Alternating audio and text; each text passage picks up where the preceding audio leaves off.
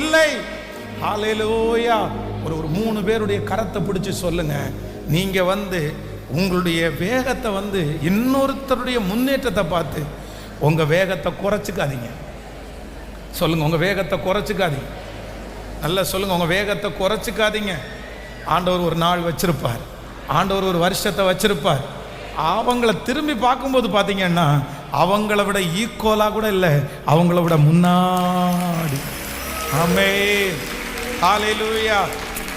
ஓட்ட பந்தயமா இருக்கலாம், குதிரை பந்தயமா இருக்கலாம். இந்த குதிரை பந்தயத்திலையும் இந்த ஓட்ட பந்தயத்திலையும் வெற்றி எப்படி நிர்ணயிக்கப்படும்? கோப்பை யாருக்கு கொடுக்கப்படும்? சொல்லுங்களேன். ஆரம்பத்தில் வேகமாக ஓடுறவங்களுக்கா, இல்லை இடையில ஜெயிச்சிருவான் அப்படின்ற கற்பனையில் இருக்கிறவங்களுக்கா? கிடையாது. யாருக்கு தெரியுமா? கடைசி அவங்க ஆரம்பிக்கும் போது 10 கிலோமீட்டர் எல்லாரை விட முந்தி போகலாம்.